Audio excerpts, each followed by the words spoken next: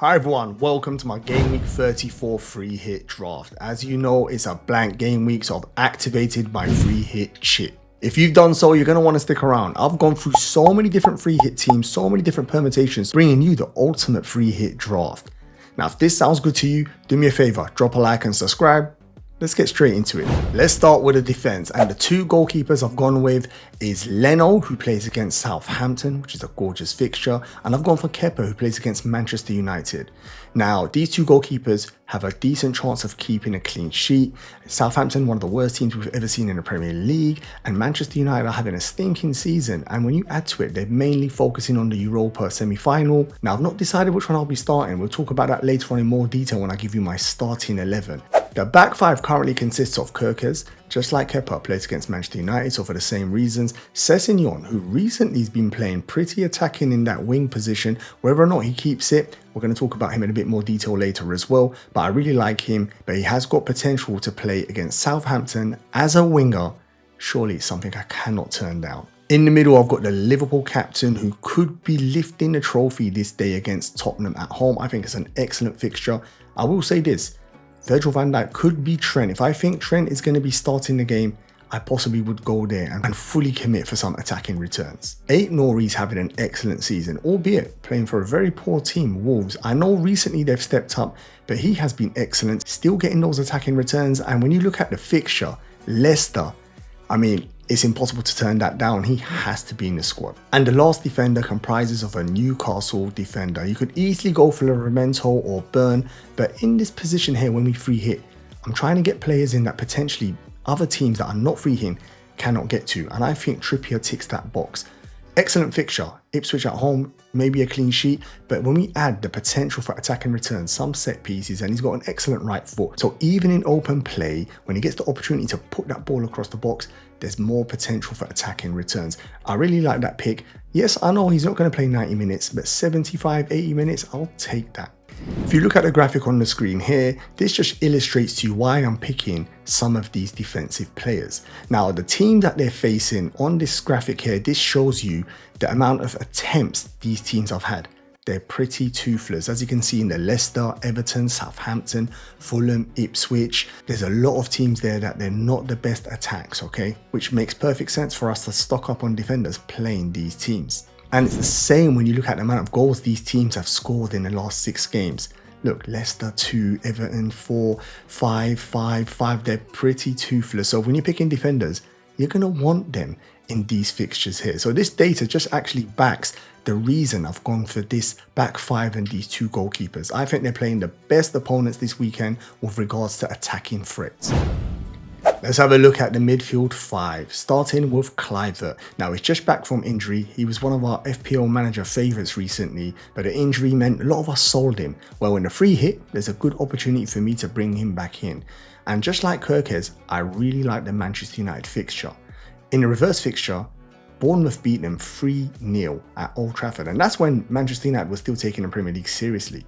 When you add now that Manchester United have really tapped out of the Premier League and are focusing mainly on Europe, I fancy Bournemouth again for another 2-3 goals. And when you add Kluivert takes the penalties, he's the hub of their attack, I think there's attacking returns for him there. So I really like him in my team, and for now he makes the squad. Beside Kluivert is an even more controversial pick, and that is Cole Palmer. Now, this guy has a good fixture at home to Everton. Or is it a good fixture? I mean, Everton have been super strong since Moyes has come in, and they've only lost a couple of games, and they're not conceding loads of chances. And when you look at the data, I mean, recently, this graphic by Official FPL, they put this out there just to remind you of how expensive he is and how he's been performing, and it's not been great. You could see 2 attacking returns in the space of like 13 or 12 game weeks. Not good at all. Now, why is he in my team then if all I've said is negative? Well, the reason is a lot of other FPL managers have sold him. And again, it's one of those scenarios, if you're not on a free hit, it's unlikely you're going to sell KDB or Saka. For Palmer, you're more than likely going to stick with them on the bench. For me, I see it as another opportunity to bring in a top bracket player. I know it sounds crazy saying that on his recent performances, but there's always potential to turn it around. And why not this fixture against Everton? Chelsea's one of the few teams that still have motivation. They're going to want to qualify for the Champions League. They cannot do another season in one of those Europa Conference competitions, so they're going to be fully going for it. So there's motivation there. Palmer himself is surely going to want to end the season on a high. So for me, he's in the squad. It's a controversial one, someone that might come out later on. I've got a potential alternative which I'll discuss with you later as well, but for now he makes the team. Mohamed Salah and Luis Diaz, I wanted double Liverpool attack with one defensive player, and these are the two I've stumbled on. I mean, Mohamed Salah picks himself, so that's not exactly rocket science. But the one beside him is pretty tricky. I have considered Jota, I have considered Gakpo, but to be honest, Diaz recently has been a consistent one with the minutes and the attacking returns. Now recently, Jota hasn't exactly been playing well, which means Diaz, apart from just playing on the left wing, can play through the middle, and he did in the last game, which only adds to him as an FPL asset, because it means if he doesn't play left, there's still a small possibility he plays up top. And in this fixture, I do fancy Liverpool to score 2, 3, 4 goals, as Spurs, like Manchester United, are fully focused on the Europa route, and they've almost given in on the Premier League. And my last midfielder is Murphy, who's been a revelation this season, been outstanding. Yes, the last game he's frustrated us and didn't get the attacking returns, but listen, no player returns every game week. For me, when I was putting this free hit together, Murphy came to my mind instantaneously, but since then, I've been looking at the alternatives from the Newcastle attack. I love their fixture, so definitely I want one of their midfielders. But the issue is here is the minutes, and they've all got their pros and cons. Murphy, you could argue, out of those three is probably the safest in some ways because he's the only one that can play right wing well. Barnes and Gordon are fighting for the left wing. Barnes recently has been excellent. He's taken that position since Gordon got suspended and then had an injury. Barnes has been flying. But the interesting thing here is the last performance wasn't great, and it's whether or not the manager's going to change it now and freshen it up and just waiting for the opportunity to bring in their marquee player, which is Gordon. Whether you like it or not, Murphy is class and Barnes is class, but Gordon is another level above. So could Gordon come back in and mess things up? Could Gordon play left wing, Murphy right wing, or Barnes play right wing? It has worried me a little bit, but for now, Murphy keeps the Newcastle midfield attacking position. But obviously, if more information comes in, or we get an idea that Gordon or Barnes is going to start, I could possibly go there. But definitely a midfielder from Newcastle playing Ipswich, I want to be involved. So this is the midfield 5 I've ended up with here, and the majority of it I really like. But I do have FOMO, and there is one player I am considering bringing it in, and that is in Mbeumo. Having a great season. Game week 33, he absolutely destroyed it. So if you kept him and you owned him, fair play to you. A huge green arrow just because of him. Now the reason he's not in my free hit draft, even after that incredible performance, is because his fixture is away to Nottingham Forest. I think that's a very difficult fixture. Now we know he can return in any game week against any team, and when you add that he takes penalties and his minutes are outstanding, he is a very good pick. But the flip side is Nottingham Forest challenging for the Champions League, having the season of their life, and you've seen how strong they are defensively. I mean, Spurs just about got a consolation goal in the last couple of minutes, and I'd like to think they're going to do the same thing to Brentford. Really frustrate them and not give them many attacking opportunities. But he's definitely the player that's on my mind. Do I get rid of Palmer and put him in? Do I get rid of Justin Kluivert and put him in? I mean, there is places there. Those two potentially could change for someone like him. Get in the comments and let me know what you're doing with Brian and Mbeumo if you're on a free hit. Finally, let's talk about the forwards, starting with Isak. It's the most obvious pick. Most of us already own him, and I'm free hitting, but he stays in the team. For the same reasons I said when I picked Trippier and Murphy's, that the fixture's excellent, Newcastle's stats are outstanding, and more importantly, they have the motivation. They're hungry for the Champions League. There's going to be no let up. They're going to be pushing right until the final game of the season. And I think when you reach the stage of the season, that is so important when you're picking your players for FPL.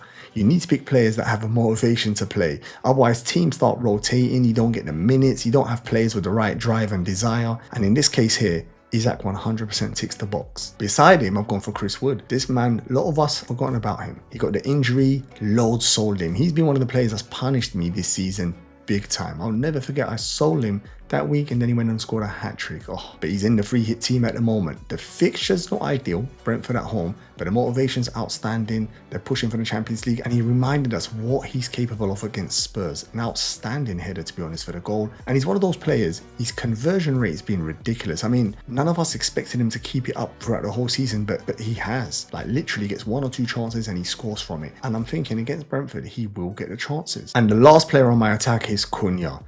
Very good player. No complaints there. Whenever you see him on the pitch, he delivers. But he has been causing problems out of football. You always see him talking to press, some strange statements. He's not being happy about being dropped. I mean, he came back from suspension. He must have thought he was going to walk straight back into the starting 11, and he didn't.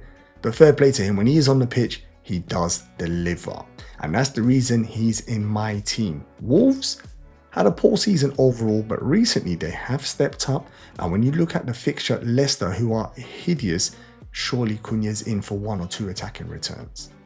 Now, I've got a graphic on the screen here again, just to help illustrate why I've gone for these attackers. Now, this is just expected goals using the last 6 games. And when you see Newcastle so high up there, Newcastle is one of the teams that when they do score 1 or 2 goals, they don't stop. They're looking to score 3-4 goals.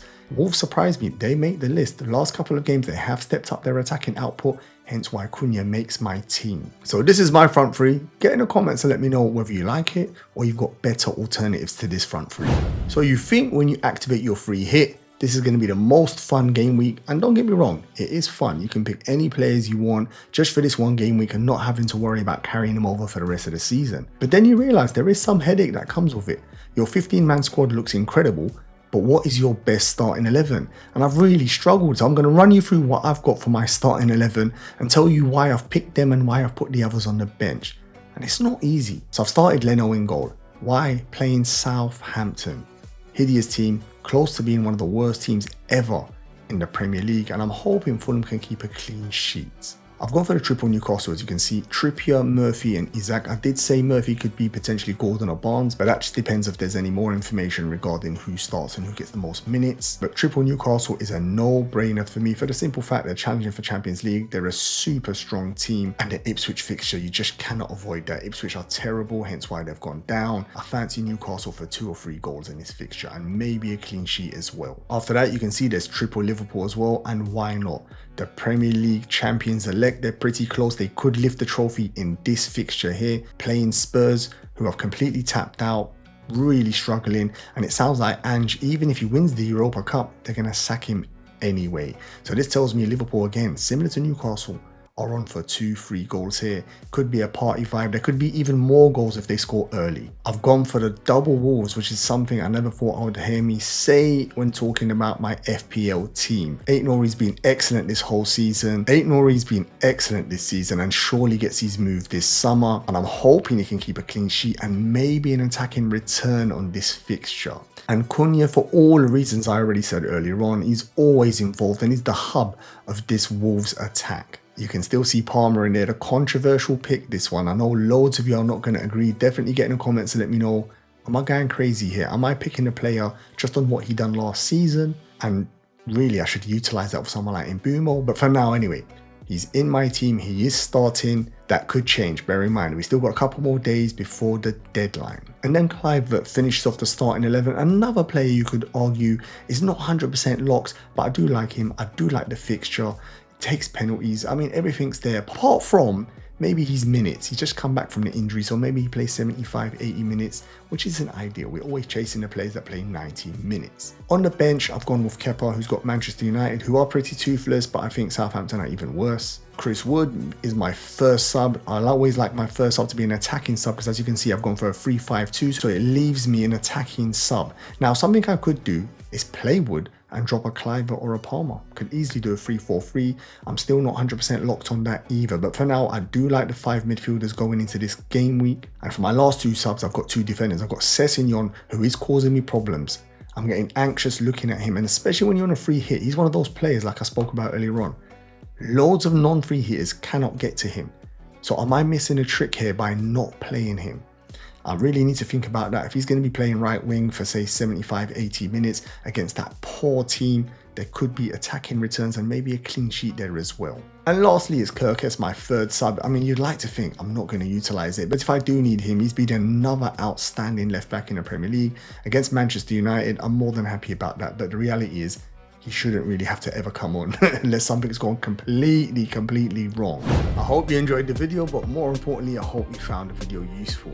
Get in the comments and let me know whether you're free hitting, and if you are free hitting, how different is it to my team? Before you jump off to your next video, I know you're going to jump off to your next video, do me a favor, like and subscribe and share the video. I'd really appreciate that. And the last thing I'm going to say is you should watch this video on this screen. In my last deadline stream, we played the predictions league where you can win a prize. It's free to enter. You just need to be a subscriber to get involved. Get the notifications on and you'll find out when I'm doing my live deadline streams, and you can easily enter and take part in this little community we've got growing on this channel.